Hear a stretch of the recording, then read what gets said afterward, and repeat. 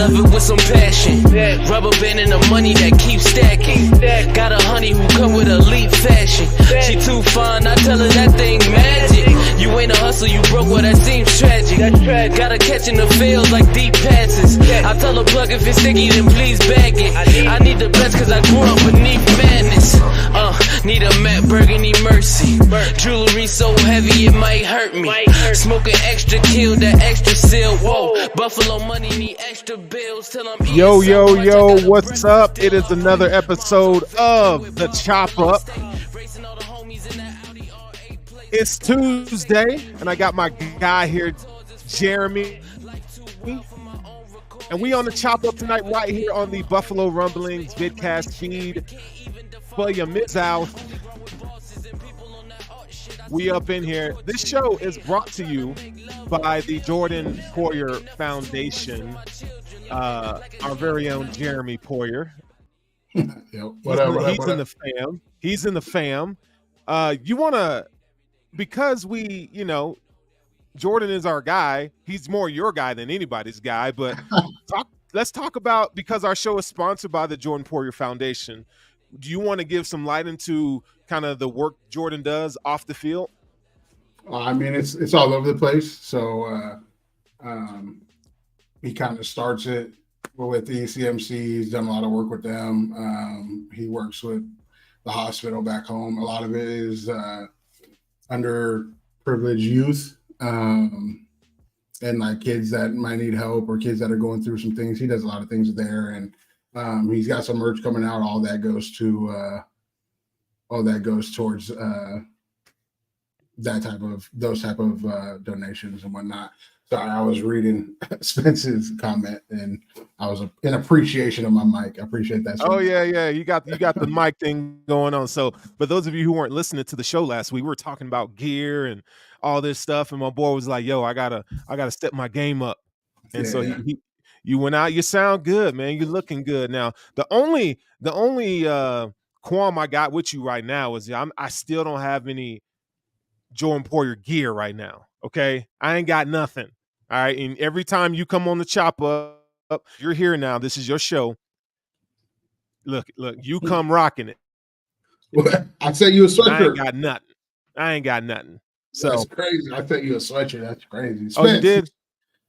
Spence, you stole his sweatshirt or what? Oh, no, he's doing background stuff right now. He's doing the background stuff right now. But hey, so this is like the official start of the NFL season for us, right? So Bills are going to be playing the Indianapolis Colts. We're going to be talking about that. We're going to be talking about, is James Cook that dude? We're going to talk about James Cook in this show. Now, Jeremy was all hyping up Gabe last week, so I might give him a chance to and this week. So I might give him a chance to kind of, say it with his whole chest about old Gabe, because it's a polarizing kind of topic in Bills Mafia. But first, there's a couple things that I want to address that have to do with fighting, right? Yeah. So I don't know if you've seen this, but on Sunday in old Alabama, okay, did you see the fight with the security guard and all these people just going at it? Yeah, man. I saw that degeneracy over there. It was hilarious. So for those of you who don't know, you probably want to go, I don't know if you go into X, we can't call it Twitter anymore, but if you go into X and you type in Alabama brawl, apparently there's a security guard, a group of people on a boat were trying to park it somewhere, and my boy they about to square up. He throws his hat in the air. Okay, now everybody, Twitter is like, the internet is undefeated, but they're like calling the bat signal.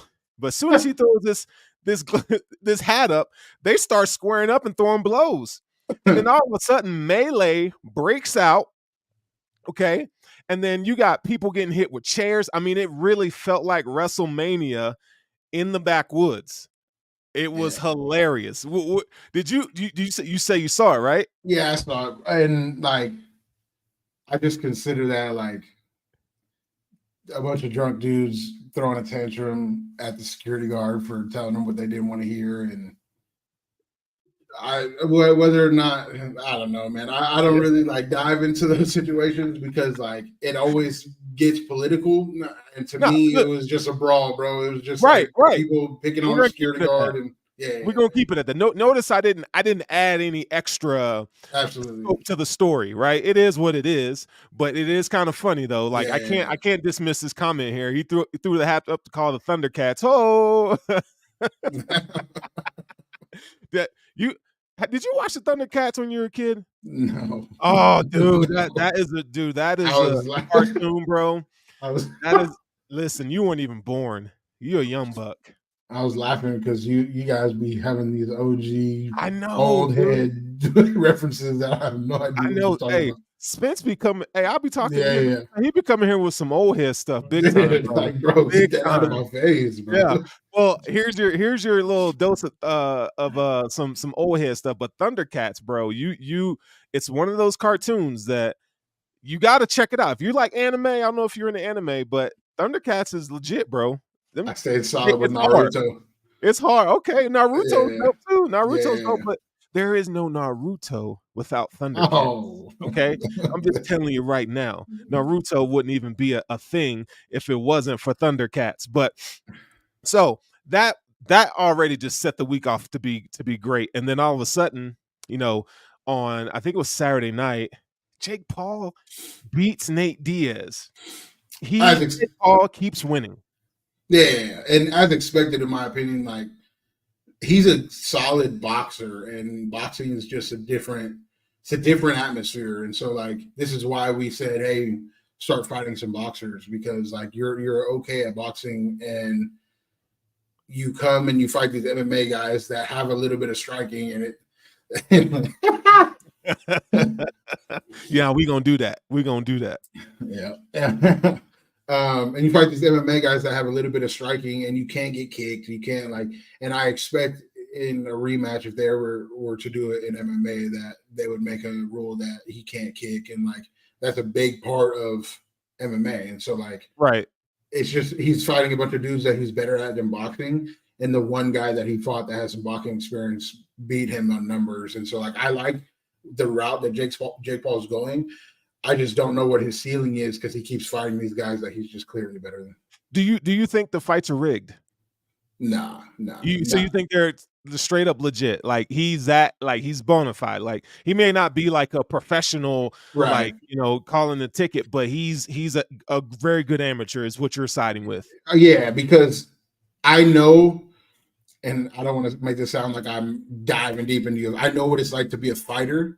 And I know what it's like to have an ego, and you have to have an ego a little bit to be a fighter. And no fighter is going to take a dive in a craft, even for a little bit more bread. Like Nate Diaz can get that bread in UFC, in my opinion. Like if you're a good boxer, if you're good at what you do, if you have like any type of heart, and Anderson Silva, Tyron Woodley, Ben Askren, even Nate Diaz, they all have like a dog in them that I just don't think they would. I don't think they would take a dive for some YouTube kid. So, all right. So, well, after the fight, I think the fight was, I think it went 9 rounds, if I'm not mistaken. 10. Okay, 10 rounds. Yeah, 10, I think. I'm mistaken. So it went 10 rounds, and Nate Diaz or Jake Paul said afterwards that, he wants to run it back MMA style. And I'm like, I don't know, man. Like Nate Diaz was a dog when it came to the octagon. Like I feel like, you put Jake Paul in that ring, Nate Diaz is gonna jack him up. Or you can't. And they can't put any rules on it. Like, yeah, but they would though. Jake would though. He would be like, yo, you can't kick me in my legs. You can't kick me in anywhere but my head. Like we can wrestle. Jake knows how to wrestle. He has a background wrestling, and so like that's probably what it would be. It'd be like a boxing and wrestling match. Whereas like I don't think any kicking would be involved like in that fight. In my opinion, I don't think that he would go in there because Nate's gonna go in there and kick him in the leg one time, and Jake's not over. Do it, yeah. It's, right. it's going. So okay. So if you're Nate Diaz, would you even do it? I mean, the bag will be nice. The bag will be great, and you're gonna win. Absolutely. But you're handicapped. Like I don't like that. I think Nate would.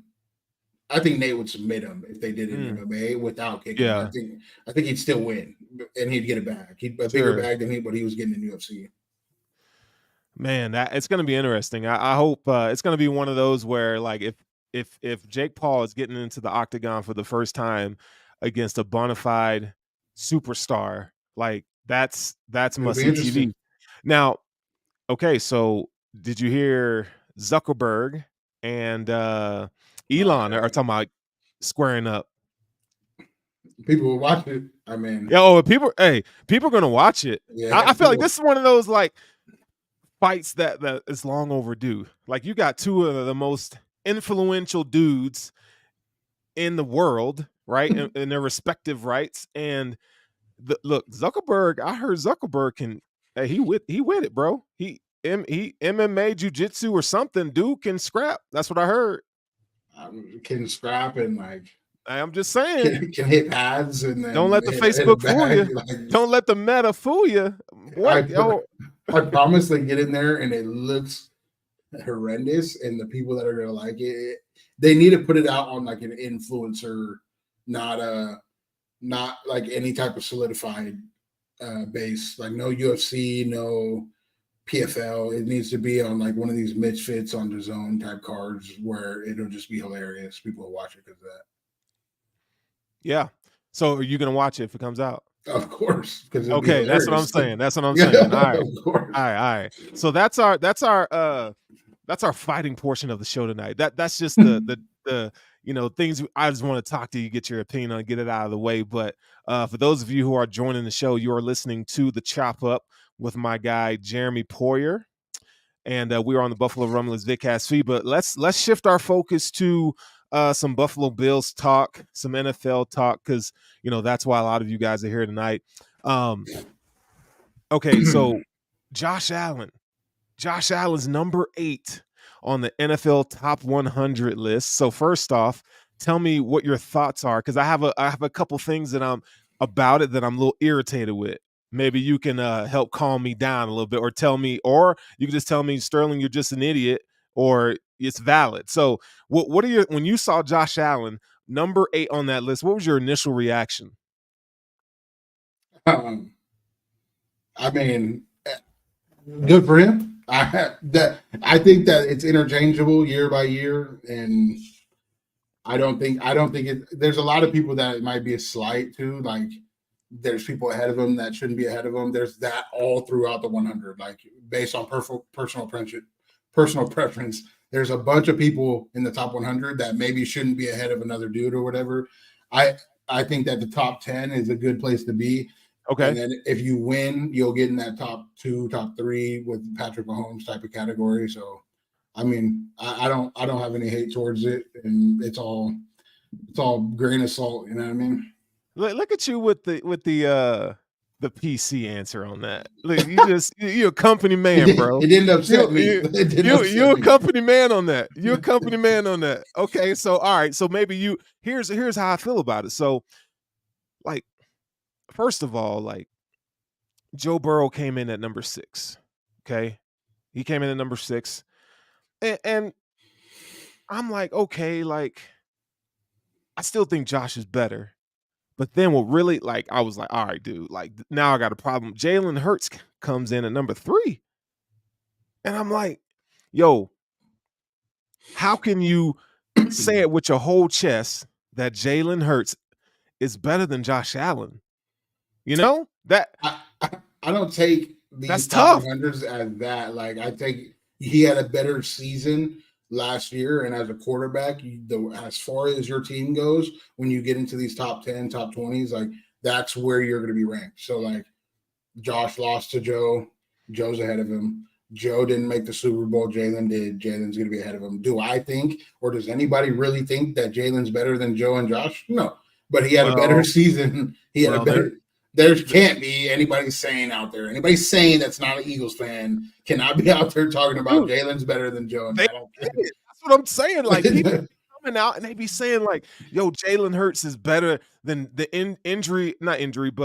turnover ridden Josh Allen, now look, Jalen's stats were dope. Like, he had 21 rushing touchdowns.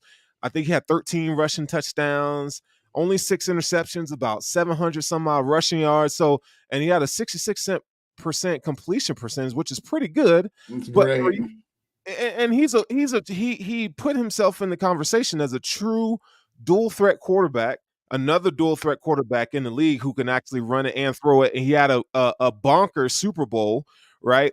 And I look at that, I'm like, okay, man, like Jalen did it 1 year, but to say he's better than Josh Allen when like I don't think that's what the list represents. I think he had a better 2022 than you can argue that he had a better 2022 than Josh had just based on him getting to the Super Bowl. But people are saying it. Yeah, but it's recent, and then people will bring it up like narratives, media, like dude. But nobody really, if you ask everybody privately, every person that has ever said this is not an Eagles fan, people are going to say Josh is better than Jalen Hurts, and Joe is better than Jalen Hurts. They can have the argument. People have the argument about Joe and Josh, but nobody in their right mind privately would be like, yeah, Jalen's better than Josh Allen and Joe Burrows. I just can't. I can't have that. No. So if you were starting a franchise today, and those were your three options: Jalen Hurts, Joe Burrow, Josh Allen. You're saying you're going with Josh Allen. I'd say if I was based on me being a Buffalo Bills fan, I'm taking Josh Allen. If I go unbiased, I would say Joe or Josh, give me one. I don't care. Okay, so you would just throw it to the wind, and whatever one you got, you'd be happy with. Not Jalen, Joe or Josh, whatever one. Joe Burrow or Josh Allen. Yeah, okay, yeah. All right. So to answer that question, I would have to say, and not being I really try to, like, when I come to the table with this stuff, I try not to be a homer, but sometimes, like we're fans, like analysis, and we're part of the media, and sometimes recency bias gets in the way or whatever, or the homerism comes in. But like when I strip it down, I look at it objectively, I would take Josh Allen over Joe Burrow. I just would. I feel like in today's NFL, your quarterback has to do more, like in terms of the running and passing. Joe Burrow's a great athlete. He's a really good athlete. He's an underrated athlete. But I would just prefer for my quarterback, if I was starting a franchise, I would pick Josh Allen. But I get tired of all this Josh Allen hate narrative. You know what I'm saying? Like, yeah. It kind of gets old. So anytime, like it started when dude was drafted, like, or even before he was drafted, there was IHateJoshAllen.com. I don't know if you saw that website, but before he was drafted in the pre-draft process, I wasn't a big fan of him. I was like, dude, that I wouldn't have taken him that year. But he proved me wrong in that regard, and he's just gotten better every year. But you see, it's like, because the Bills haven't made it to the Super Bowl, or they haven't made it to, to another AFC championship, it's like, well, Josh Allen ain't nothing. He's overrated and he's this and that. And I'm like, yo, it's like people are trying to make Josh Allen to be the next Phillip Rivers. Well, Phillip Rivers is a great quarterback. But, I don't know if you were like this, but like when we evaluated Phillip Rivers' game, they were always really good in regular season most of the time, but in the playoffs, whether it was him or the team, failed him, right? They could never get over the hump. And I think that's the kind of, you hear the Nick Wrights of the world. Just, if according to Nick Wright, Josh Allen shouldn't even be a quarterback in the league. I mean, the slander he gives. Like, how does it hit you though? Like with this Josh Allen slander, like how do you feel about that? I mean, in my opinion, every great player ever is gonna have a group of people, especially in this like debate media format that we've gotten to, that people just want to hate, and people just want to have, like, Josh came out of college, and because of some tweets he sent when he was 15 years old, 16 years old, maybe freshman to college, people wanted to cancel him and hate on him. Like, brother, like, I did some things my freshman year of college I'm not proud of. Everybody did something, you know what I mean? Like, and that'll just happen until Josh wins a Super Bowl. And then even when he wins a Super Bowl, somebody's going to say he got lucky, or the defense carried him, or without Diggs, none of this is possible. It's just what he has to do, in my opinion, to get over the hump. It's like in that moment in the playoffs, and it's one little thing that I take with a grain of salt, because it could happen to anybody. He just has to win in that little moment, and he was very close. And coaching kind of let him down, in my opinion, in the AFC Championship game against the Chiefs. But if we look back at it, who's he lost to in the playoffs? The Chiefs, Patrick Mahomes, Joe Burrow, and Deshaun Watson back when Houston was pretty good. You know what I mean? Like those are the quarterbacks that he's lost to, and I'm not, bro. He would beat Deshaun in that Texas team now of how good he is, and he's up there with the 2 top quarterbacks in the NFL, or top 3. He's in that top 3 stratosphere of Pat, Joe, and Josh. So I can't. Does the hate? Do I argue it sometimes on Twitter just nonchalantly? Absolutely. Like, you guys sound dumb, but I don't really. It doesn't bug me. It doesn't bug me because people are going to do it no matter what. Yeah, no, it's man, they get me every time, bro. Like, now I don't always comment, but I be reading this stuff and I'll be like, yo, like, come on now, like, when is Josh gonna get his due? You know what I'm saying? Like, even the year, not this past year, but the year before, you know, Josh ended after that crazy game in Kansas City. Josh was like number 13 or something on the NFL Top 100. I know it's voted by players, but like, I feel like Josh really showed that he was a top 3 player in the league, and I still feel that way. So it's like, man, I just want the. What year are you talking about? The year before? Yeah, the year before this last one. You know, I felt like he should have been, you know, top 3 at least, right? That narrative of you can't get over the Mahomes hump, like that'll keep him in like 5 to 10. Like once we make it further, I don't even think he has to beat Mahomes. Once the Bills make it further than Mahomes in the playoffs or whatever it is, that's the moment they'll start giving him that top 5 love. And again, it doesn't bother me where he goes. I just want him to play well. I don't care. But like, that to me, like that's when he'll start getting like the love that he deserves. So Josh DeFazio has a really good comment here. He says, my issue is we compare oranges to apples with Josh. I mean, Hurts has without question the best O-line and an equally talented squad. If Josh and Jalen switch teams, would they still produce the same? I think that's fair. I mean, look at the conference he plays in. And I'm not here to diminish or say Jalen Hurts ain't nothing, but like, man, I just think like if you're gonna say when it comes to quarterbacks and you're gonna stack these guys up, you know, like, can it just be fair and not bias? You know what I'm saying? Like, that's all I'm asking. Like, Jalen Hurts has only done it 1 year. Yeah. He only done it 1 year, right? But that's the year that they're taking, right? That's like, that's the year, you know what I mean? So it is apples to oranges, but there's different types of quarterbacks. There's system guys, right? And Jalen Hurts to me is a system guy. Lamar Jackson is a system guy. Like those guys, even Joe Burrow to an extent, because he can run it a little bit, but like he has to be in a system where the ball has to be out fast because his O lineman sucks. Like that's the system that he's in. So like the ball comes out now, he's on time, he's on target.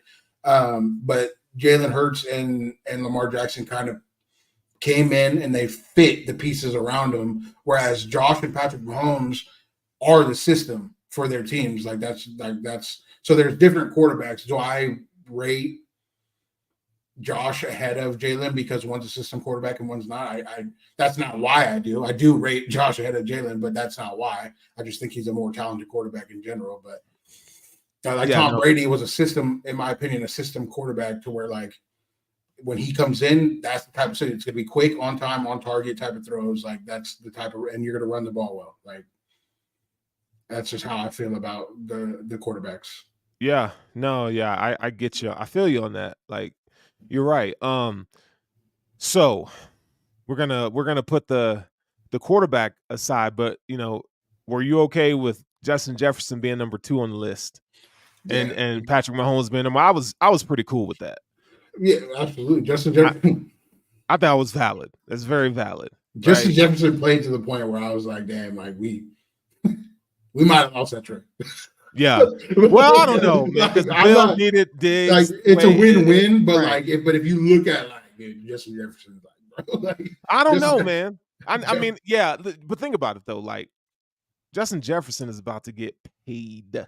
He is about to break the bank. But he did get paid for the last 6 years. Yeah. But look, before that draft and when that trade happened, like you could say like Josh Allen needed a veteran receiver. Yeah, like hindsight. He needed Diggs and Diggs needed him. Like, so I think I think Justin Jefferson would have been great wherever he had gone. I mean, he's playing with Kirk Cousins, who's a good quarterback, but I feel like, right. Like Kirk Cousins is a good quarterback. In hindsight, if Justin Jefferson came here, Josh, Oh, that guy's throwing for like that guy's catching like he might break a receiving record at some point like that. Like, it's man, just like, bro, like I don't know. Man, just think about Justin Jefferson with one of these top 3 or 4 quarterbacks in the league. Like, and to be honest, like in this all hindsight, I'm glad. Sure.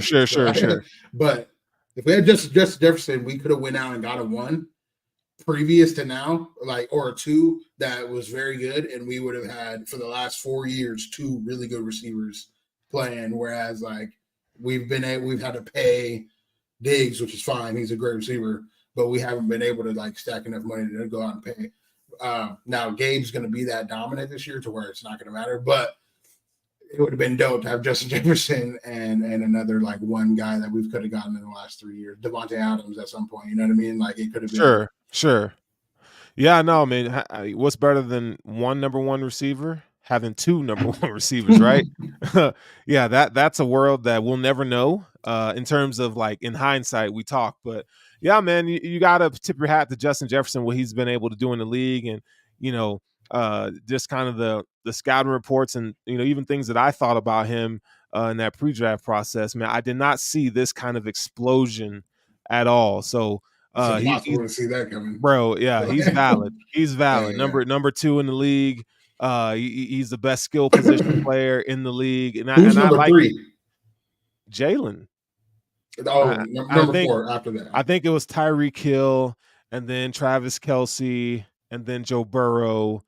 And I was Chris Jones number 7. I'm not sure who was number 7, but I always look forward to that NFL top 100 list. I hope we see some more guys. I don't want to hear nothing about how Patrick Mahomes didn't have. Patrick Mahomes had 2 top 5 players on his team at one point. I don't want to hear nothing about Josh had more help. I don't want to hear none of that ever in my life. I don't care. Yeah, he had 2 top 5 guys. Hey, people saying that's crazy. Like Mahomes came in the league with weapons. Like dude had a bevy of weapons, and like Joe. Joe. Kudos to them, right? Like Josh ain't got that. He ain't got that. No. Now we're gonna see. Now he's gonna have this year. Well, that's what we're hoping. Oh, here we go with that Gabe Davis. Here we go. Here we go, people. Here we go. Okay, all right. I'm gonna give you an opportunity to tuck your chest on Gabe. Like you know what? I'm gonna give you the floor right now. You gonna do it? You gonna bring it or what? I mean, let's go. Wait, I know the podcast. I know you guys watch the podcast. Look, Gabe was hurt last year. He made that clear. And when he was hurt, he was supposed to have this crazy breakout year, and his mind just wasn't there. Like I don't know how to explain. And I just finished watching the Johnny Manziel thing. When your mind is not there all the way, you just are not going to play to your best ability. And like everything that happened through the Bills season last year, I'm not going to make all these. And then Gabe is hurt on top of that, and his mind is not in it because he's hurt and he can't do what he's expected to do. Right. Now, this year, I know Gabe's going to go for 1,000+. I know for sure, 100%. I'm locking that in right now. If I was able to bet that, I would. 100%. Okay. I need you to like 1,000+ ain't gonna like. I need you to like throw some numbers out. 1,000+. I'll give him. He's gonna have like 2 or 3 touchdown games. I'll give him like 12 TDs, so like 1,100 yards. I'll go 1,100 yards, 11 TDs. Ooh. You standing 10 toes down on that? I'm standing 10 toes down. 1,100 yards and 11 touchdowns. Yep. Him and Diggs combined are going to go for like 29, 28, something like that. So Diggs is getting 1,800? Like 16, 1,700. I just didn't do the math very well in my head, but like 16. Josh gonna have a crazy year, and it's gonna be It's gonna be crazy. It's gonna be mainly those 2 because we're gonna also run the ball. You wanted to talk about Cook? Let's get into that Cook situation. Okay, hold on. Before we jump to James though, because I'm right now. I'm just trying to take it in. So if Gabe Davis 1,100 yards, like I can see that. Like that's not crazy. Just because like what do you have, 900 something last year, and he missed some Yeah, games and he was injured, 820. He was injured for like right? 13 of them. But 11 touchdowns. Like now, let me ask you a question. Is this because what you hear or what you saw at training camp? Like this is where you're coming to that conclusion that Gabe is just going to have this monster season. Like Well, I'm taking everything in of like where this team is going as far as like we're going to run the ball more efficiently. We're sure, going to run the ball better. They're going to get a lot more one-on-one opportunities, and Gabe is a very valid deep threat even when he was hurt. And so I just think he's going to have the majority of like the deep ball touchdowns. Like Diggs, the way he gets played in the NFL, like he has to take his short routes. He has to get a lot of receptions for shorter yards, and like every now and then he'll be able to hit a deep one. Gabe's going to get a lot of one-on-ones. And Gabe on a one-on-one healthy, I'm taking Gabe. And like I just feel like that's how it's going to go this year. And he's healthy this year. Like I can't express that enough how great it is to have him back healthy. So let me tell you why like after watching Quarterback, the show, like when you get to see like what these guys do to prepare their bodies. I'm not talking about schematically. I'm just talking about getting their body ready to go to compete week in and week out. I mean, you see it with your brother. You've seen it for years, right? Dating back to his days at Oregon State and his all through his career. I mean, you've played ball. You know what it's like. Just to see what like, at this level, like what these players go through to get their body right every single week. It's one of those things like as fans or as fans of the team or however you want to look at it, media, you really don't get to see that side of these players. I mean, your brother. Like it's not Madden. It's not right. You don't just right. show up and the guy's good, even if he has a sprained ankle that week. He's not like so I'm sitting here and I'm like, yo, like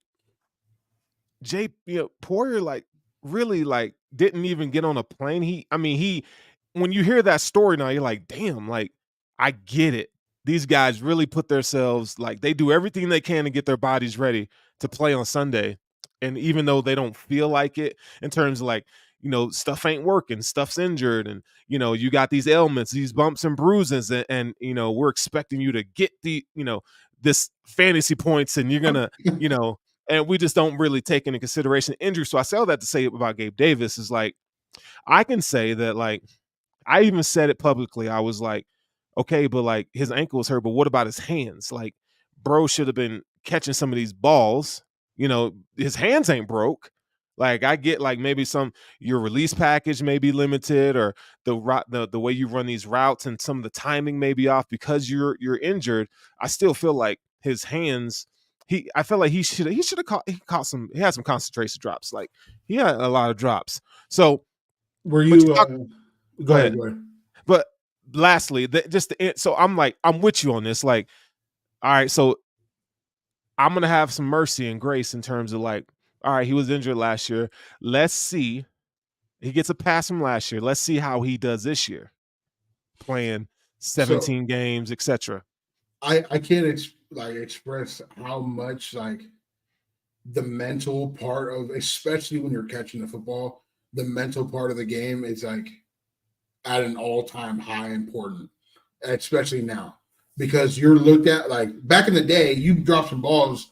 All right, cool. You know what I mean? Like there's no social media going to roast you. There's no, Gabe is playing injured and like he's getting roasted for some of these drops. And granted, bad drops, like whether it's his mind wasn't there or his ankle, whatever it was, like what his drops were, he would probably tell you himself that he was pissed about him.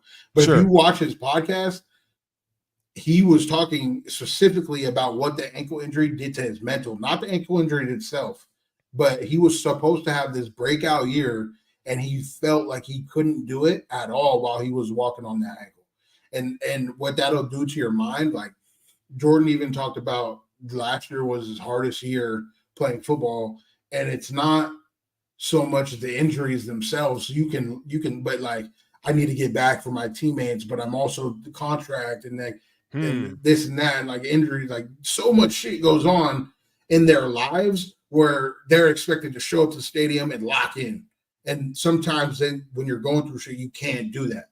And that part of why I think Josh is whatever he was going through in the off or in the during the season with what he had going on, like he's locked now because he has none of that dragging him down mentally or whatever was going on with his ex now, I guess, or whatever was going, you know what I mean? Like that'll play a toll as well when you try to go lock in for work and you're thinking about stuff going on at home. Like there's so much stuff. These players are not like a Madden creator where they don't got nothing going on outside of the game.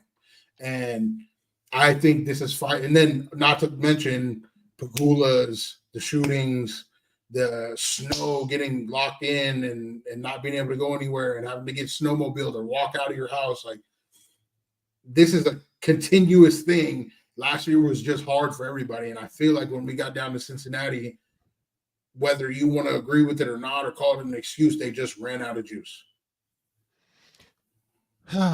Man. I hope that's not the case this year. Like I really hope that like there's just these guys can just focus on football, right? And no outside distractions. I mean, not saying that life won't happen. Life happens and it is, but last year was just a lot. It was a lot on a lot of levels. And I ain't never seen nothing like that before for the much adversity for a team to get hit like that. That was crazy. That's what brings me up to our next point. Preseason is it's here, man. The Buffalo Bills season starts now. Like even though it's not the first regular season game, but the Bills will play just about every week until the Super Bowl. Other right? than one or two. Okay, yeah, give or take a couple. Hopefully a home field advantage. But, Yeah. And I'm excited. I you know what? Like, first of all, do you have any favorite preseason moments? The only one that I can remember vividly is Wade scoring that 40-yard touchdown. I was gonna say that. Yeah. So that was dope. That's the only one that I remember vividly, and everybody was hyped about it. And like, I don't know if I've gone to many preseason games because the starters barely play, and especially last year, Jordan didn't really play at all. But that had to be a highlight. You got a New Zealand kid that played rugby coming out here and scoring a 40-yard touchdown. Yeah. And he could have had a second touchdown if he would have had some awareness. Right. Yeah. Okay, so it's because you took that one. You stole the show. I'm gonna go with that touchdown throw, Josh Allen to Gabe Davis. I think it was a preseason game against the Packers, if I'm not mistaken, where he threaded the needle to Gabe over the middle on a 40-yard rope. Through the ball traveled 40 yards through the air on a rope right into Gabe Davis's, and I'm like, bro, that throw, that you talk about big boy throws. That was one of the throws where you just like, man, being a Bills fan since 1989 and going through the good years and going through the drought years, and when just having Josh Allen and being excited about him playing in the preseason and him throw that ball like that, bro, I was just like, God dang, he's it. I mean, he was already on the way up and he had some success, but dude, that arm arrogance, as my boy Daryl says, that arm arrogance, he had another throw this week, yesterday in practice where he threw the ball to the back corner, over Tre'Davious White's arms. It was Taryn. Did Trey jump to try to get it, and then Taryn was on sure. Trey was like trying to come back, and he was late.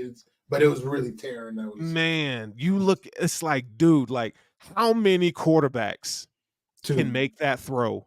Two, right? Like with that type of coverage, there's two, and that's probably the one thing the Bills fans had been missing. It's somebody that can make those throws now. Josh has to learn when to throw those and when not to. And I think he's been doing that every step by step throughout the years. And you can see it in some of the interceptions that he's made. Like I've gotten a lot of tape of Josh, and he tries to fit some things that he just can't fit. But he got the arm talent. Listen, man, that's boy, Josh he's one of one. That's Mahomes makes that throw. Allen makes that throw. I think Justin Herbert can make that He throw. could, but he's But not gonna do it as Justin consistent. Herbert, dog, he had a throw. What game was that? It was against, I think it was against the Chiefs, man. He threw, bro, Justin Herbert, that dude, you talk about, he got some arm arrogance too, man. I think Burrow can make that throw. I don't think Jalen Hurts is making that Burrow's throw. not the sideline throw. Burrow's not making that throw. I don't think he's making that throw. Burrow's not. He like don't. No, get me Burrow wrong. makes that throw. Burrow's got a whip, bro. Burrow would have had to throw that ball way before then. Burrow would have to throw that ball and just know he was going to get open. That's the only way he's hitting that throw on time. Burrow is so accurate. All he had to do was take the snap and just throw it in that direction. That's fair. Hey, that's how accurate that dude is, right? Yeah, Burrow's, hey man, Joe Cool. Hey, that dude, he's dope, but man. He's not cannon like. It's not going. That's just not booming at chest. It's not. Right. No, hey, Josh is, like I said, man. He's one of one. But that gets me thinking, like, all right, so preseason's come. We're going to see some Anthony Richardson. So shout out to all the Colts fans. If you're listening and watch to the show right here on Buffalo Rumblings VidCast feed, you get to see your potential franchise quarterback step out on the field for the first time. We don't know how much he's going to play, how many snaps he's going to play, but for everything that we've heard, that I've heard, that, they really like him a lot, and he's growing and progressing, and his accuracy, is improving. So I want to see what this kid's made of. I love, I'm gonna just say it, I love black quarterbacks. Like, I love the fact that, because they're doubted, and we're seeing more black quarterbacks come into the league and succeed. And maybe that's, an old head ideology, but when I was growing up, I'm 40 now, but when I was growing up, there was this stigma behind black quarterbacks. So they can't read a defense, and they can't do this, and they can just run. And then you had guys like Vic coming in the league, and then so Tyrod had some success, and Dante Culpepper and all these guys. It's good to see that there are guys that are coming to the league and having success. So I'm hoping. I've always looked at that whole people had an idea of what the quarterback was, and yeah, don't get me wrong, there was a lot of racism prior, but they had an idea of what they saw the quarterback, and it was that pocket passer, and this guy's Randall Cunningham was able to adapt to what they wanted in a quarterback at that time, right? And Vic comes in, he kind of opens the gate but he had an arm cannon, and so he opens the gate for a quarterback that can run as well as he does. And then you have these other guys coming in, and that kind of slowly opened the gate to what our ideology. Now you can't play quarterback if you can't move. Right. Unless you really got the arm, you got to be able to move at least a little bit. And so, in my opinion, that's what's changing the mindset. I don't want to say it was specifically color, in my opinion, of why black quarterbacks were not getting the nod. I want to say because Vince Young came in the highest touted, Jamarcus Russell came in the highest touted, and they just didn't fit the mold of what a quarterback was in the NFL at that time. And now quarterbacks are actually black quarterbacks are actually adapting to what it is now, and you need arm and legs to make it. CJ Stroud is one of I think CJ Stroud is going to be the best quarterback out of the draft class. And I'm very high on CJ Stroud. Now, Anthony Richardson, I'm not, I'm not there yet. Sure, you don't have to like him. You don't have to like him. You know what I mean? But I try to look at it from that perspective. And that's fair. There's no wrong way to look at it, but societal norms and stigmas and so stereotypes do exist. And it'd be one thing if teams didn't say these things. I mean, these are documented things that are said or were said about black quarterbacks. So, it's not to me singling out white quarterbacks. I'm not saying you are. I'm just making a public statement here, but it's important. I'm not, and this doesn't diminish. Look, Spin says, I love white quarterbacks. Black players have all the other positions. That's hilarious, and they do, right? And it's all good, it's all love in here. But I'm really excited about some of these young quarterbacks coming to the league. Bryce Young, I really, I think the way he can make plays off script, I really like that. I think that kid's going to be good. CJ Stroud is probably the most accurate quarterback that's in this draft class, right? And you've heard great things about him in Houston, but this Saturday we get to see Anthony Richardson. So with that being said, I do have. Let's take a look at the Bills depth chart. So couple takeaways here. Let's talk about Ryan Bates. Ryan Bates being the starting right guard over Osiris Torrance. How does that hit you? I mean, that hits me just fine. I think there's going to be a rotation anyways at some point. But they're going to go especially early with what they're comfortable with. That's just okay. That's been their mindset. Who's consistent? And as I've been saying, Sean McDermott and rookies, just, it's not like, and like the better you are, the more playing time you're going to get. It's one of them things where I know McDermott ain't gonna put Torrance as a starting right guard on the first depth chart, but I do think Osiris Torrance will beat out Ryan Bates and be the starter week 1. Now, but not so much of, well, Osiris Torrance is a better prospect necessarily. Well, I think he has better tools, but the fact that they might be using Ryan Bates as like the next man up for Mitch Morse and maybe some of the the guard spot. So, I like if this is true, I like the fact of them maybe of starting Osiris Torrance, right? And just let them figure it out, man. Like, people say, well, the Bills don't play their rookies and stuff like that, whatever. I mean, I've seen data that supports both sides of the spectrum, but I want Osiris Torrance to be the starter. And I'm one of those guys with the rookies. Like, put them in there, let them play. So I like this fact that, Osiris Torrance is getting run with the ones. He's getting a lot of run with the ones at right guard. So we need somebody like that to solidify that right guard position. I would more likely think that Osiris will go in once somebody gets hurt, and whether that's Mitch Morse or the left guard, and Bates would have to move. I do think that they start the year, if everybody's healthy, with Bates at that right guard spot, and then at some point in a season, one of your guards is going to get hurt at some point. Now, I'm not going to wood, if you look at history, one of the guards or the center gets hurt at some point, misses a couple games, Osiris will be moved in to that right guard spot, and Bates will go to whatever spot has gotten hurt, in my opinion. Yeah. Sal says Torrance will be their tune. Bates needed for insurance. So, yeah, I mean, look, Osiris, he's got a Cybo. He's got to earn it. I just hope that he does.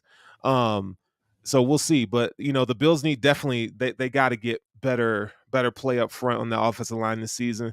The next thing I wanted to look at was what was the next one? Cornerback 2. So this is interesting to me. So besides Trey White being CB1, as we all know, you got it's like Benford, Elam, Jackson. Now, I don't think there's any rhythm or rhyme to how they put those names in there. But I think, as meticulous as Sean McDermott is, right? Like we know Sean McDermott to be this very meticulous, like everything he does is calculated and so forth. Like, I think there's some, like, when he's putting his depth chart together, I think he's trying to like send a message to some of these guys or get the most out of them. What do you think? I will say this about that cornerback spot.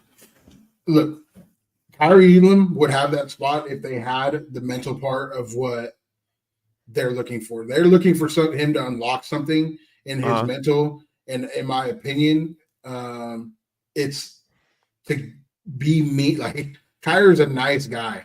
Sure. But he has to get some aggression, some mean about him, like that they're missing. And until they get that, I think Dan's going to be the starter. I think that they have this list to have them fire. Dan's the most consistent one out of the three, and they're comfortable with Dan. I'm mad at you right now because you sound just like an old head. We're just gonna go with the guy that brings his lunch pail to work and he puts on his pants just like the next man. He's gonna go in there and he's gonna perform and he's gonna. No, son, like my brother does play strong safety. I'm just explaining. I'm just explaining what they're comfortable with. That's okay. It. So they're comfortable with Dan in there, and Kyrie, in my opinion, has the highest ceiling. Sure. And Benford is, as far as like consistency, he's probably right behind Dane. Kyrie has the highest ceiling, but he has to get somewhere. He's got to get somewhere mentally to like, and there's something that he's missing because he has all the talent in the world, and I can see that from the sideline that he has all the talent in the world, and he's missing something that's the reason he's not playing, or else there would be no other reason. What other reason is there not? Sorry, he's a first round draft pick. Listen, You know what I mean? Like, go get your brother right now and just go on and get him and say it. Just tell us who's gonna be CB2.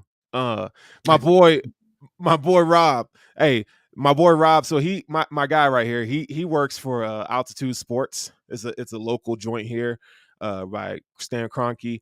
But he's my guy on my show on Sundays, right? So I had him on last week. I mean, I've known Rob for years, but we always argue about stuff. But this is him talking about something. He's just listing them alphabetically with no slashes, not to give anything up. I mean, that could be it. It could be it, right? I just feel like with McDermott, it's always deeper than that. Like the dude is so meticulous and like he thought out. I just feel like he's probably putting it this way. He's like, Dane Jackson was the third one, so he's probably like, Dane, these young guys can take your spot, bro. Like I need you to show me some more. The players have to look. The players have to be able to trust that when something's called, you're going to be where they expect you to be. The safeties, in my opinion, the safeties have to make up for a lot of the mistakes that happened in the front seven as far as run game. And so in the pass game, especially on play actions and whatnot, they expect the quarterbacks to be where they're supposed to be at all times. Okay. And so that comes with trust. And they've been with Dane for 3-4 years now. And that it just comes in that's all it is. Like they've been with Dane 3-4 years and they trust Dane's going to be where he's supposed to be. Is he going to make all the plays in the world? Is he the most athletically gifted? No. Kyrie's the most athletically gifted cornerback, probably out of all of them. But he's just got to get there. I don't know when that's we'll going to see. be. You know what I mean? Yeah, we'll see. I'm pulling for him, man. I really do want him to be the starter because I like his upside. I think it'll be dope. Real quick, too, we got the middle linebacker position. So right now it's Terrell Bernard as first on the depth. Well, not even first. Both Tyrell Dodson and Terrell Bernard are listed as first on the depth chart. By all the reports that I've seen and heard, Tyrell Dodson seems to be the guy, front runner in the clubhouse right now at middle linebacker. I mean, that's what it takes. I mean, I guess I'm okay with it. I only issue I have with that is like, man, you drafted Terrell Bernard and Dorian Williams so high. Like I need us to hit on one of these draft picks at these third round linebackers, bro. I don't know because they're not middle linebackers. So I don't like when they drafted them, like Dorian, but outside. But then they talk about, well, he's an outside linebacker. And they're like, oh yeah, well he could play some inside too. Now he's outside, so we're just gonna keep him outside. It's like drinking water through a fire hose right now, and blah blah blah. It's like coach speak. Okay, whatever, cool. I would assume T-Dot gets the nod to start, and sure. I think that they're gonna rotate so much. 6 DBs, 5 DBs with Terrell Bernard in coverage, like. They're going to rotate so much that like the plays will probably be split between the two. Yeah. I mean, look, maybe it's one of those ideas where it's matchup heavy, right? They just kind of use these guys. I mean, it's a nice problem to have in a sense where you got 3 guys you can trust in any given situation. But if you have 3 cornerbacks for one spot, then I feel like you have none. Like ideally, I think they want one of these guys to just kind of take the job and kind of move forward, though. So I think the only reason they haven't named one is because they're waiting for Kyrie to take it. Yeah, maybe that's he's not, and like that's like that aggression piece, like that. And I'm not talking about play style aggression, Darrell. I know you said that up there. I'm talking about aggressive mindset to where like he's getting meaner. Like Trey came in with that ego, a little bit of ego. He's got to get a little bit of ego with those skills like that he has, in my opinion. I feel like when Trey came in, they had no choice but to play him. You know what I'm saying? Like they didn't have nothing at cornerback, and Trey was the best they had. Like, but absolutely. I mean, Trey obviously earned it, and he's lived up to that and more. being the 27th overall pick in that draft. I think it was like the 6th corner taken in that draft or something like that, if I'm not mistaken. I don't want to beat, but so yeah, so we'll see. I mean, I hope he takes it. And then lastly, we got Leonard Floyd behind Greg Rousseau, which was expected. Poona Ford behind Tim Settle. That's one where I'm like, Tim Settle didn't give us anything. I feel like Poona Ford should be the third DT in the clubhouse. But again, this is just a week, first week depth chart. But real quick, wide receiver. So Deontay Hardy and Khalil Shakir. So there, it's 1A, 1B in the slot. How does that hit you right there? Either one is going to succeed this year. I think Deontay Hardy's been waiting for a breakout. I trust Khalil. He made a lot of big time catches for us in some clutch situations last year. So I think you don't lose in that situation with whoever goes there. And I think we're going to play a lot of 12 this year. So that slot position is going to be taken by Dalton some of the times, and he'll be in like a wing spot. And I just think it's going to look like an entire different offense this year than what we've had. Okay. If I had to pick, like, I do like the idea of Deontay Hardy and his speed and what he brings. Like, he gives you the ability to take the top off of defense. He's the kind of guy that, you throw him a screen. Like, you and I and Spence have talked about this on the show. You throw him a screen and he could take it the distance. Like, the Bills haven't had that guy in their offense. I don't know when the last time they had a guy like that in their offense. What's his name? Not Ross. Smoke when he was first here. He was. I mean, he could do that. Yeah, but like Smoke was more like he like, I didn't find him like very shifty after the catch, like dynamic run after the catch guy. Like, I feel like Deontay Hardy definitely is that guy that bona fide can, like, you give it to him, that dude can make plays happen. Yeah. Smoke was a extremely good route runner, had really good hands, and he had straight line speed where he could just take it off. But I feel like Deontay Hardy can give it to you all three levels of the field. And so, but Khalil Shakir is quietly having a really good camp. Like, from everything that I've heard, I haven't been to camp. You were there. You saw him, but Khalil Shakir is having a really good camp, and he's kind of got lost in the sauce. We don't really talk about him much. Do you shed some light on like what you saw from Khalil Shakir? If at training, I think you were there a couple of days. Yeah, I think he'll move around. I think he'll play some outside, some inside, some. I just think that he's the guy that you're going to be able to put in behind Gabe and behind Diggs if, say, like, we had to sit a wide receiver on the inactive list or whatever for that week. Like, I think he's going to be a consistent, stable guy that you could put out there in any of the positions. So sure. He'll get his run. And we got a super chat here. Here we go. So again, thank you for the super chats. You could be doing this all season long. We accept super chats on the show, but when there is a super chat, we talk about it. So I'll take the first stab at it, and then if you have any comments, you can follow up. But he says, I would love to see us in more no huddle with 12 because we can dictate before they can sub.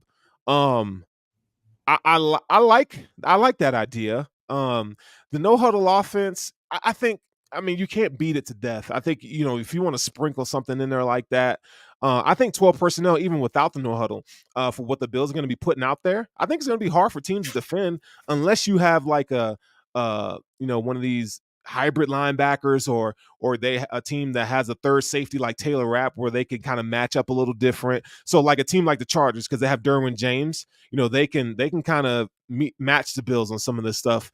Teams with these athletic safeties, but I think that'd be a good idea. Like 12 with a little bit of no huddle. Like if I was the Bills and I was the offensive coordinator, right, Ken Dorsey, this is something that I would look into week one just to get the Jets off guard, because you're facing one of the top premier defenses in the league in the New York Jets.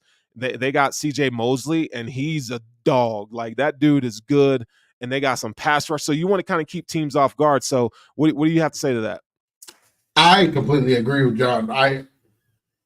The problem with our no huddle last year, in my opinion, and where it got to is when we ran a no huddle last year, we're throwing the ball because we couldn't run the ball regularly very well. But when we did, we had to huddle up, get a personnel that could block for him, run a play that we had to. Now with 12, we can run the ball consistently in a no huddle if we need to, and that'll keep teams off of balance. I agree completely that if we are going to run some no huddle in the middle of the games, like the quarters, that it could be out of 12 because we can go 5 wide shift, we can go 4 wide shift, we can be in tight and shift out. Like there's just so much you could do with 12 personnel. Josh has to be ready to do that. I haven't gotten to see a lot of that in the training camp, but he has to be ready to on the go call the plays, and I'm sure he'll be fine. Yeah, and maybe it's something they're not showing to the public, right? You know, those practices are scripted, just like the red and blue game last Friday night was one of those things. They're not going to show you a lot. So, but no, that's some good analysis on that. I really do like it, John. Thanks for the super chat once again. But to say, this has been phenomenal. Like we're at an hour, my friend. This has been good. Yeah. I love talking Bills in general, man. Like this, it's hard during the summer because, like, what are you actually going to talk about? Like over and over, and things are beat up, and it's like, dude, we got some football to talk about, and I'm excited about it, bro. So with that being said, you are listening to the Chop Up on the Buffalo Rumblings VidCast feed. I'm your host, Sterling for the girls, and I got my guy, Jeramy, on the other side. We're going to be locked and loaded here every single week. And if you guys haven't liked, followed, and subscribed to Buffalo Rumblings, man, you got to do so. Like, listen, I know there's a lot of Bills podcasters, and there's a lot of podcasts out there. But, like, yo, our show is dope. Like, I ain't even got to tell y'all. So if you got somebody that, if you riding to work, you going to the grocery store, man, listen to Chop Up, man. Listen to Buffalo Rumblings, bro. But with that being said, you already know how we do. And I'm just going to let y'all know we out of here, bro. Go Bills. Peace. Go Bills.